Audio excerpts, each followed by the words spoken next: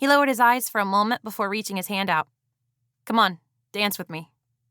"Why?" "You told me you danced to move through the bad stuff," he said. "Yeah, bad stuff, but this is beyond bad." "Come on, don't be scared of my clown feet. One dance. All my life I've watched from the shadows while you danced, but I've never got to dance with you." I was at a loss for words, so I reluctantly took his hand and stepped forward.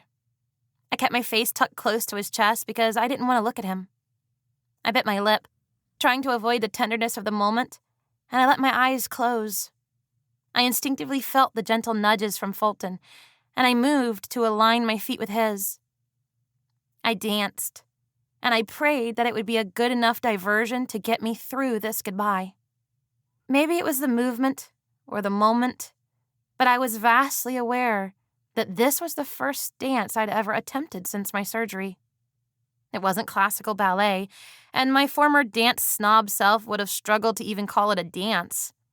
But together, we wove a sort of amorphous thing, a thing that became a moment, and a moment that couldn't help but bring back other moments. All of my big dance moments came flooding back. The first time I stepped up to a bar, discovering I was a twirler, all the years of hard work. Everything funneled through my head, creating a patchwork of dance memories. My body flowed, and so did my memories.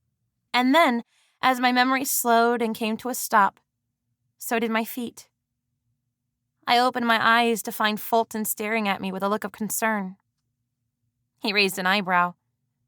"Did you hear me?" No, what? Sorry, did you say something?" His soft laughter was layered in disbelief, and he shook his head. "No, it's fine. I could tell something was going on in your head." Then he looked at me with one of the most serious looks I had ever seen on his face.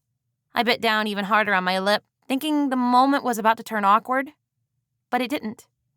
It got softer.